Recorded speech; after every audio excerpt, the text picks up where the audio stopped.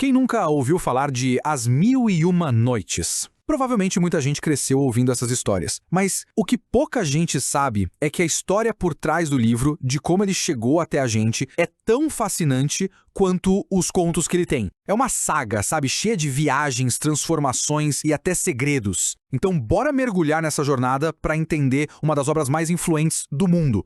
Pois é, essa pergunta é o coração de tudo.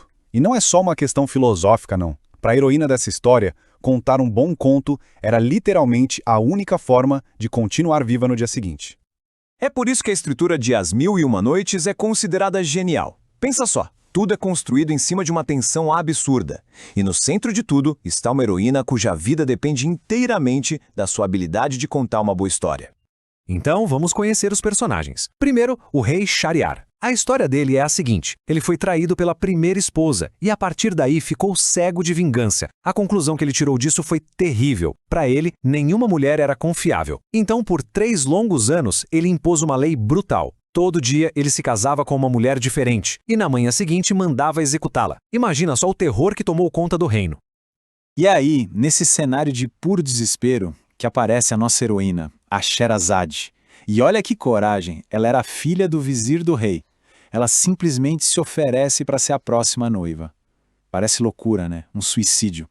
Mas na verdade, ela tinha um plano muito audacioso. A arma dela não era uma espada, era a imaginação. E a estratégia era tão simples quanto engenhosa. E não é que o plano deu certo? Deu muito certo. Noite após noite, a Sherazade contava uma história incrível para o rei. Contos de magia, de aventura, de amor. Só que ela tinha um truque. Quando chegava na melhor parte, bem no clímax, ela parava. A curiosidade do rei era tanta, mas tanta, que superava sua crueldade. Então, ele adiava a execução só para ouvir o final.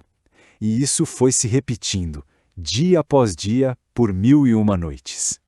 Essa estrutura toda é fantástica, mas aí fica a pergunta, né? De onde vieram tantas histórias? Porque veja bem, As Mil e Uma Noites não é como um livro que a gente conhece hoje com um autor só. É mais como um rio que foi crescendo e absorvendo contos de várias culturas diferentes ao longo de séculos. Se a gente for cavar fundo para achar a origem, a gente chega lá na Pérsia Antiga. Tinha um livro por lá chamado Hazar Afsana. O nome quer dizer literalmente 1000 histórias.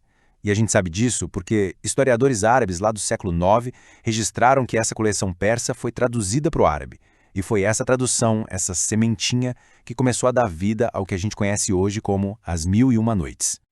Então, pensa só, o negócio demorou para ficar pronto. Foi uma gestação bem longa. Começou lá com esse núcleo persa, lá pelo século VIII. Depois foi traduzido, aumentado no mundo árabe e, para se ter uma ideia, o manuscrito mais antigo que a gente tem hoje é do século XV. É, de verdade, uma colcha de retalhos cultural tecida por quase 1000 anos. É impressionante. Mas a jornada desse livro estava longe de terminar. A chegada dele na Europa, lá no século XVIII, foi um ponto de virada. Um momento que não só levou a obra para a fama mundial, mas também a transformou de um jeito que, olha, a maioria das pessoas nem imagina. E o nome por trás dessa reviravolta foi Antoine Galland, um francês. A tradução que ele fez virou um sucesso da noite para o dia. Foi assim que o Ocidente se apaixonou perdidamente por essas histórias. Mas o ponto é, Galland não foi só um tradutor. Ele foi um editor e as suas adições mudaram para sempre a nossa ideia do que é As Mil e Uma Noites. E aqui que a gente chega numa das maiores surpresas dessa história toda. Pensa rápido, que contos vem na cabeça quando alguém fala As Mil e Uma Noites? Quase certeza que é Aladim, Ali Babá, talvez Simbad, o Marujo. Pois é, e se eu disser que essas histórias, as mais famosas de todas, não estavam nos manuscritos originais?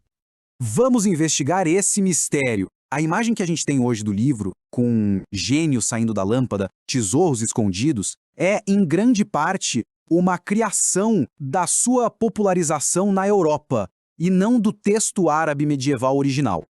Aqui está o pulo do gato. A fonte principal do Galland era um manuscrito da Síria com histórias para umas 282 noites. Mas ele queria mais. E aí, numa busca por mais material, ele deu a sorte de encontrar um contador de histórias de Alepo, um sírio chamado Hana Diab. E as histórias que o Hana Diab contou mudaram o jogo completamente. Foi exatamente assim que surgiram as chamadas histórias órfãs. O conto do Aladim, o do Ali Babá, foram histórias que o Hannah Diab contou de memória para o Galland. Já a história do Sinbad veio de outro manuscrito árabe, um que estava avulso. Nenhuma delas fazia parte do núcleo original sírio das noites. Elas foram basicamente enxertadas na tradição pelo Galland. Ok.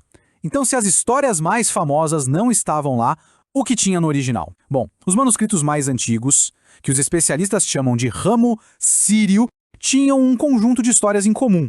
Contos como O Mercador e o Gênio, ou O Pescador e o Gênio, eram narrativas que falavam muito sobre destino, sobre justiça. Era essa a espinha dorsal do livro antes dessas adições que ficaram tão famosas. Tudo isso junto acaba revelando a verdadeira alma desta obra.